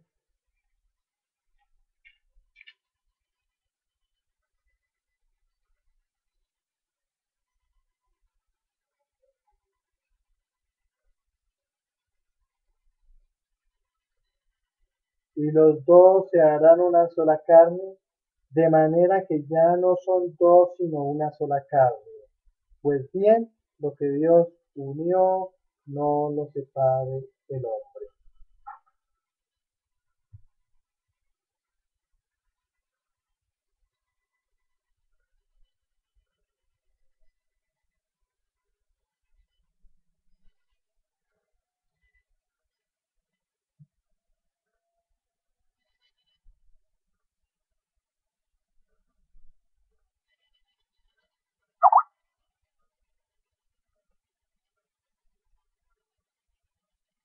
Vamos a ver, pues yo sí estoy leyendo el chat, pero no estoy no está actualizado. Voy a ver el otro chat. 5.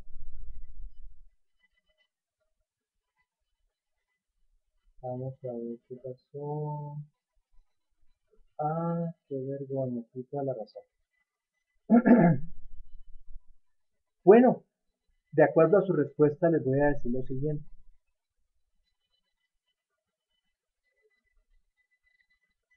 El sacerdote, muy bien, Carla. Efectivamente, esa es la respuesta. El ministro el ministro del sacramento del matrimonio son la pareja de esposos, no es el sacerdote, ni el diácono, ni el obispo. El diácono, el sacerdote y el obispo son los testigos de parte de la iglesia que presencian el matrimonio, lo vigilan, son testigos de que él vino libremente, ella vino libremente y le dijo, yo quiero. Y entonces el consentimiento ya se da y el sacerdote lo que hace es, bueno, ellos dicen, me entrego a ti y estaré contigo y tal. El sacerdote es testigo y lo que hace el sacerdote es bendecir, pedirle a Dios que bendiga ese consentimiento de ellos dos, pero ellos dos son los ministros del sacramento del matrimonio. No son, no es el ministro del sacerdote. El sacramento del matrimonio origina entonces el vínculo, ya lo dijimos. Por lo tanto, al ser el mismo Dios quien establece este vínculo, el matrimonio celebrado y consumado no puede ser disuelto jamás. La iglesia no puede ir en contra de la sabiduría de Dios. Este sacramento, como todos los sacramentos, va a aumentar en el pie de la gracia santificante. Se recibe la gracia sacramental propia que permite a los esposos perfeccionar su amor y fortalecer su unidad indisoluble. Por eso, cuando nosotros participamos y celebramos el matrimonio, invitamos a un grupo de personas, no para que vayan a chismosear, sino para que nos ayuden en la intercesión y ofrezcan su comunión, la comunión de la misa, por lo que se está pidiendo en ese matrimonio, por lo que está pidiendo y en ese momento anhela la pareja. Ahí se va aumentando la gracia del sacramento, en la medida en que más fieles participan de la celebración y en la medida en que cada fiel se alimenta del cuerpo de Cristo y ofrece esa comunión para que se aumente la gracia en los esposos, para que ellos se vayan perfeccionando en el transcurso de toda su vida mientras se mantengan juntos, que haya fidelidad en ellos, que arda de amor la pareja matrimonial, que se vaya fortaleciendo ese vínculo de amor, que esa unidad que tienen no se vaya a disolver, van a alcanzar muchos matrimonios llegar hasta el final. Y por supuesto, una pareja de matrimonios debe, después de su matrimonio, celebrar más Eucaristías, ir juntos, participar juntos para ir acrecentando eso que cada uno de ellos ayudó a interceder por nosotros en el momento en que estábamos celebrando la Eucaristía. ¿No se está escuchando bien?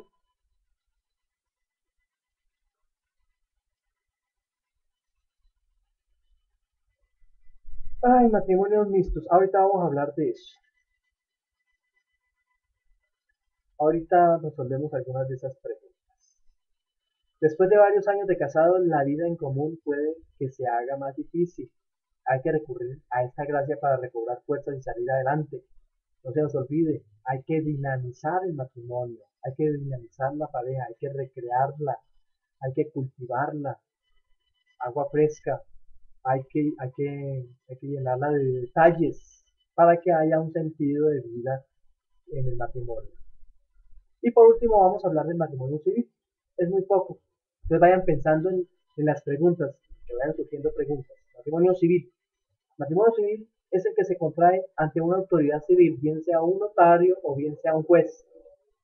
Este matrimonio no es válido para los católicos. El único matrimonio válido entre los bautizados es el sacramental. En ocasiones es necesario contraerlo, depende de las leyes del país, porque es útil en cuanto sus efectos son legales.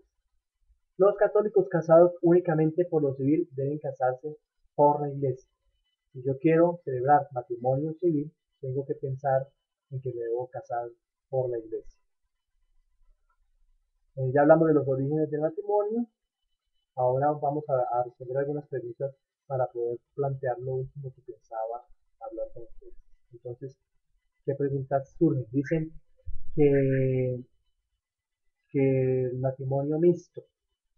¿Qué es el matrimonio mixto? Bueno, se puede considerar matrimonio mixto cuando se casa un católico con un protestante.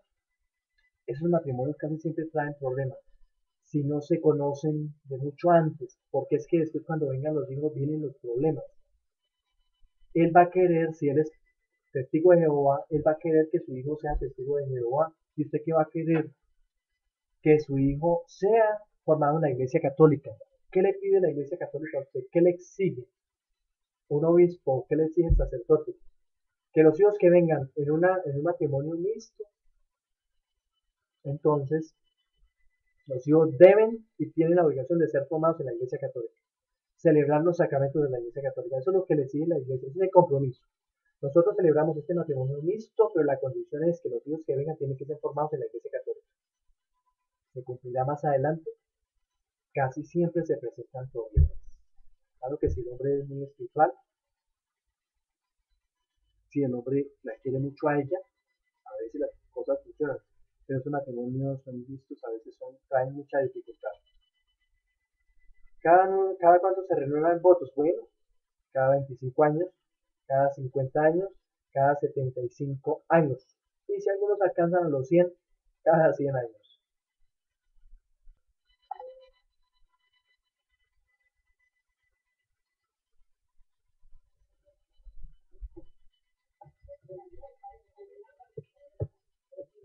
Cristianos romanos somos nosotros. Cristianos romanos somos nosotros.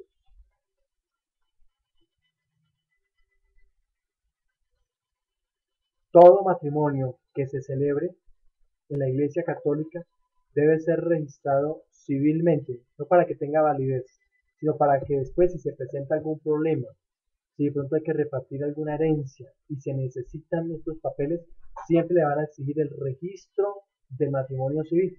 Entonces, el registro del matrimonio en una notaría o en una notaría es que se registra el matrimonio. Si no hay ese registro, entonces se le van a dificultar los problemas y lo más probable es que a usted le toque más adelante registrarlo, que se necesita para procedimientos jurídicos.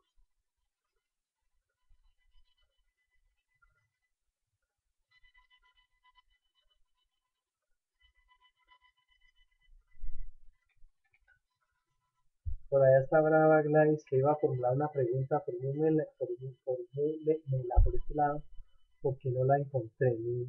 Solamente el regaño lo encontré allá por el Face. Todo matrimonio de ventilación. A ver, aquí por este chat, señorita Gladys, cuénteme a ver de qué se trata.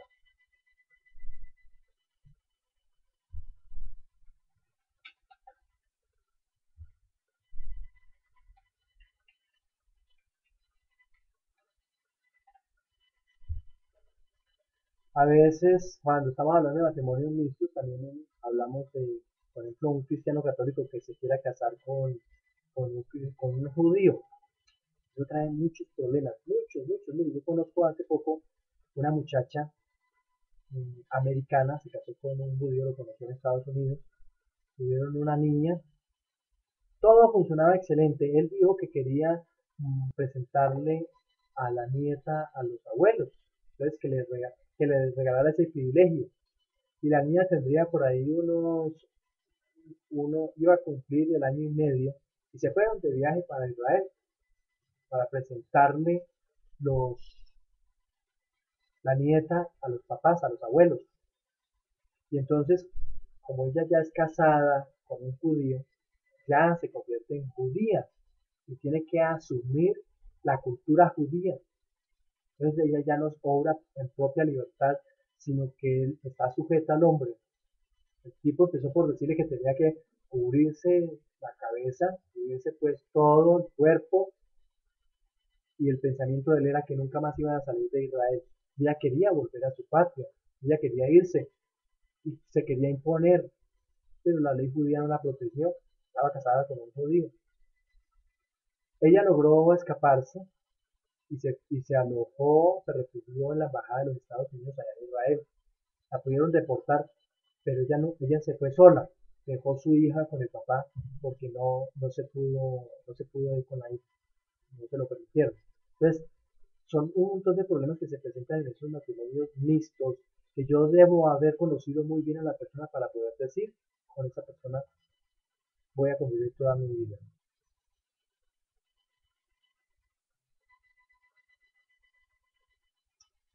Si en un matrimonio mixto el hombre quiere empezar a participar de la Iglesia Católica, lo primero que tiene que hacer es conectarse con su párroco, con el párroco de su parroquia. Y el párroco debe hacer todo un proceso donde lo empieza a catequizar para que él empiece a celebrar el bautismo o el sacramento del bautismo en su iglesia, y para eso debe conocer toda la catequesis, toda la doctrina de la iglesia. Por supuesto que esto debe ser orientado o más bien vigilado por el obispo, porque quien va en definitiva a aceptar esto de de un protestante que quiere ingresar al catolicismo, entonces quien hace ese proceso es el obispo, pero debe ser guiado por el sacerdote. Pero el laico, es decir, ustedes que van a hacer eso, deben vigilar, porque hay muchos sacerdotes que son ignorantes en eso. ¿Por qué? Porque eso está todo escrito en el Código de Derecho Canónico. Y como no todos se forman en Derecho Canónico, entonces no saben cuáles son los requisitos. Entonces lo mejor sería ir a la curia más cercana y que el obispo le oriente qué es lo que debe hacer. Aunque a veces hay sacerdotes que estudian muy bien el Código de Derecho Canónico y pueden saber. Esto es cuando un protestante quiere ingresar o pertenecer a la Iglesia Católica. Si la Iglesia Católica castigaba la poligamia y la poliandria, ¿quedan nulos los matrimonios o qué pasa? ¿Y qué pasó? Me desconecté, pero sabía que estaba desconectado. No, yo sigo ahí. Llevo 1 hora 42 minutos 32 segundos. Ahí sigo. La iglesia castigaba la poligamia. Claro, la sigue castigando. Porque el matrimonio, según nos dicen las propias, eso no lo dijimos acá, pero el matrimonio es uno, uno solo, indisoluble. El matrimonio es uno, indisoluble, y eso quiere decir que me caso con una sola persona, no me caso con dos. No puede un hombre casarse con más de una persona, porque cuando un hombre es casado y de pronto aprovecha y se casa con otra, está cometiendo poligamia, se está casando con dos. Eso no es propio de nuestra cultura, la cultura occidental, la cultura cristiana católica es donde yo me caso con una sola persona, un hombre con una mujer. No se permite la poligamia. La poligamia se permite y es permitida en otras culturas, no en la nuestra. En la cultura árabe se permite, pero en la cultura occidental, en la nuestra, no se permite la poligamia. Y aquí nos estaba hablando la señorita acerca de la poliandria, que es una mujer que se casa o que tiene a más de un solo varón, más de dos varones. Quedan nulos los matrimonios. No queda nulo el segundo matrimonio, válido el primero. El segundo nunca se ha celebrado porque cometió poligamia. Se pueden presentar esos eventos. A veces, cuando se casa una pareja, siempre se le pide y se le pide que traiga la partida de bautismo. Y a veces ocurre que el sacerdote debe llevar a la parroquia donde fue bautizado el anuncio de que se casó. A veces ocurren accidentes, el secretario no anotó, el sacerdote recibió el papel, pero no anotó en el libro, dejó ahí después, se le perdió el papel, no regresó, nunca escribió la partida de bautismo que se casaron.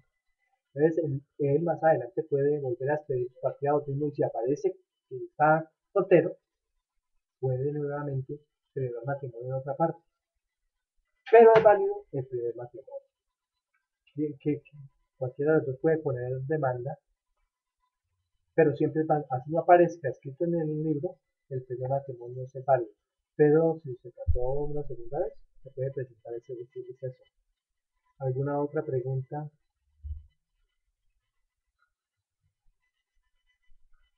Si en un matrimonio mixto la parte protestante ya. Eh, estoy ya.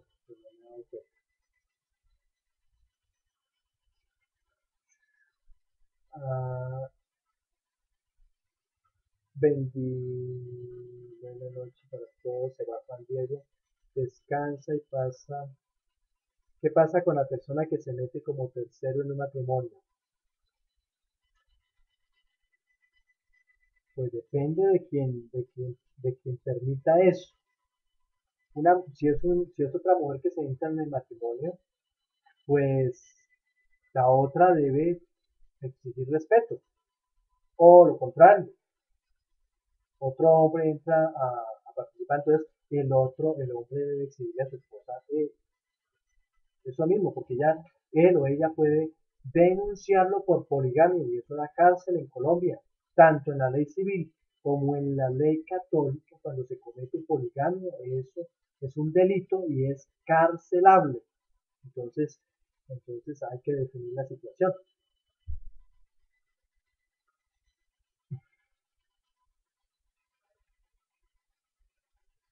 ¿Qué pasa espiritualmente con ella? Sí, está adulterando el amor. Nosotros, en el matrimonio, debe haber lo que el amor puro, la entrega total y definitiva. Es como el lechero que todas las mañanas ordeñó las vacas, llenó las cantinas, le salen 3 cantinas diarias de leche. Y empezó el verano y las vaquitas no dieron sino 2 cantinas, 2 cantinadas y media, y el lechero entonces por el camino le da tristeza. Todos los días salían tres cantinadas de agua, de leche. Y ahorita tenemos 2 y media. Él aprovecha que hay un chorrito de agua y dice, bauticemos la leche. Pues baja la leche en la cantina que lleva media y dice, yo te bautizo, Blanquita, en el nombre del Padre y del Hijo, y le echa agüita. ¿Qué hizo? Adulteró la leche. El hombre tiene que dar todo el amor a su esposa y cuando nacen los hijos, repartirla, el amor entre su esposa y sus hijos. Aparece una tercera o un tercero, estamos adulterando el amor que yo le merezco dar a mi esposa y a mis hijos, le estoy dando solamente migajas, le estoy dando sobras. Y ahí es donde podemos decir que estamos cometiendo un, un acto grave y eso es castigable espiritualmente. Es castigable. Entonces, por eso hay que alimentar el amor con palabra de Dios, alimentar el amor con oración y todo lo demás.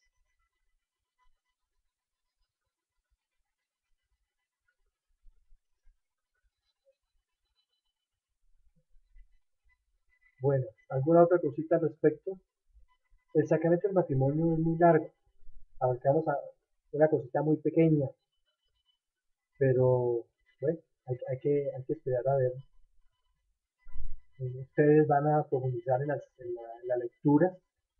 Yo dije, si me queda tiempo, pues vamos a formular algunas preguntas. Yo les formulo algunas preguntas para ver si sí leyeron esto concerniente al matrimonio, pero no vamos a molestar. A ver, si alguien más quiere formular otra pregunta, y si no, o por lo menos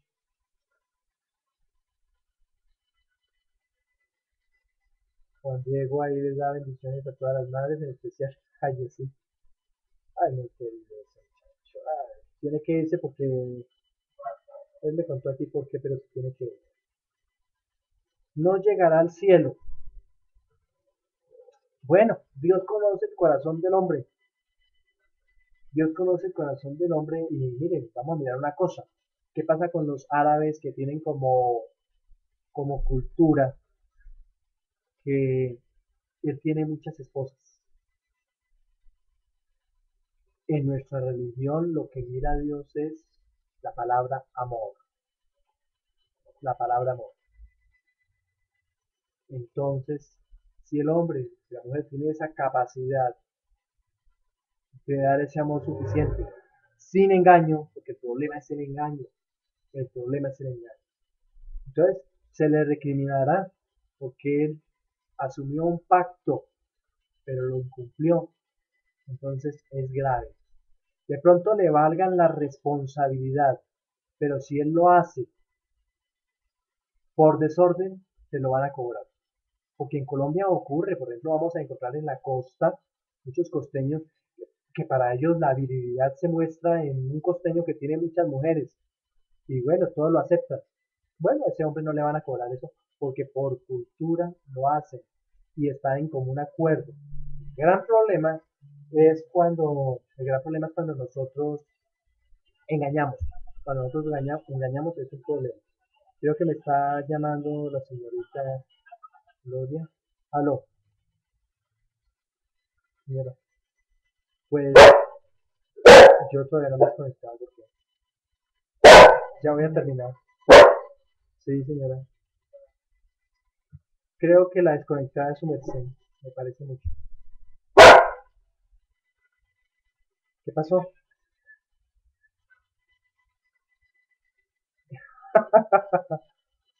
Bueno, aquí yo estoy con Luisa y ella me está charlando. Aunque ya solamente. Sí, me- tanto que Luisa me acaba de decir, por favor, una pausa al perrito.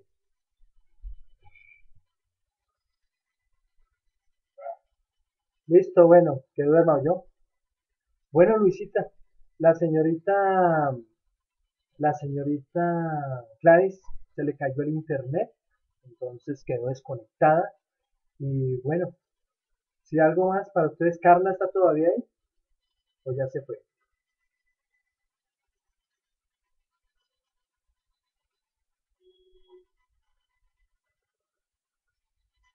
Muy bien, Carlita. Bueno, ¿alguna pregunta que quieran formular o nos podemos despedir?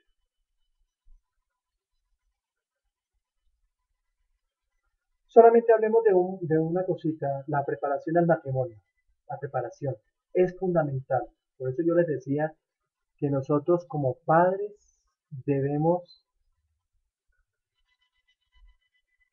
como padres debemos educar a nuestros hijos para ser esposos y para ser padres de familia. Por eso nosotros como jóvenes tenemos que formarnos para eso, para lo que vamos a asumir como matrimonio, sin olvidarnos que es para toda la vida. Por eso un noviazgo no vale que sea de un mes, ni de 2 meses, ni de un año. Yo creo que un matrimonio para que nosotros creamos que sea para toda la vida tiene que ser como mínimo 3 años de noviazgo. Bueno, yo digo 2 años. Tenemos que conocernos muy bien. Y un sacerdote debería preparar a las parejas, debería prepararlas todo un año como mínimo. No es un fin de semana, no es una tarde, es todo un año donde van a ir, van a aprender la oración, van a aprender a convivir como pareja, van a aprender la lectura de la palabra de Dios, en fin, una familia cristiana, que se forme una familia cristiana. Y, y siendo así constantes, yo creo que el matrimonio van a ser igualmente constantes y van a durar más, porque se necesita que en esa pareja habite Dios. Hoy en día los matrimonios son de conveniencia, de reunión social, casémonos por la iglesia, pero lo más importante, que Cristo habite en ellos, no está. La vida espiritual no está cultivable. Entonces, esos matrimonios, con seguridad podemos decir, no van a durar mucho.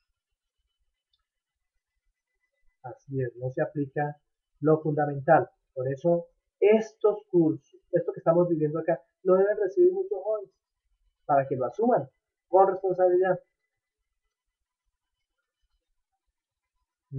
Aquí en el Minuto de Dios hay una comunidad que se llama Alegría, Comunidad de Alegría que es de parejas, y ellos brindan asesoría, brindan esta clase de cursos, un retiro semanal que son válidos y son aceptados por la diócesis como un curso prematrimonial, es un fin de semana, pero son muy buenos. Pues yo pienso que eso debería ser una formación continua y debe ser como mínimo cada semana. Cada semana el sacerdote debe tener un grupo de novios y nos vamos a formar para novios. Somos novios, entonces nos vamos a formar. ¿Qué es lo que se busca en el fin último? Que cuando lleguen a optar por el matrimonio ya estén formados cristianamente, porque necesitamos más cristianos, buenos cristianos, que unas parejas sin Cristo. Las parejas sin Cristo no van a durar mucho. Bueno, fue un gusto haber estado compartiendo con ustedes esto acerca del sacramento del matrimonio y espero encontrarnos en otra oportunidad. Optad por este sin saber totalmente lo que pasa, donde no resulten de acuerdo. Fue un placer haber estado con ustedes. Dios los siga bendiciendo. Y para las madres, felicidades en este mes.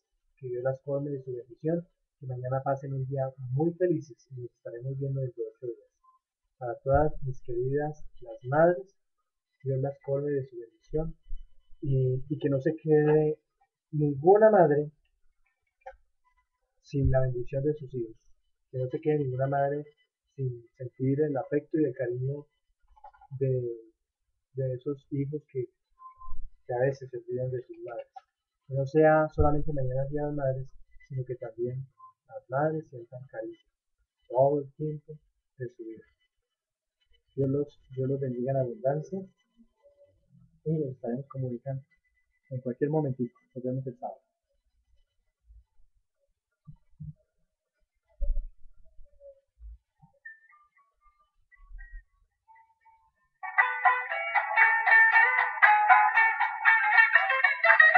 Pagando antigua locura y ahogando mi triste queja, volví a buscar en la vieja aquellas horas ternuras que abandonadas dejé.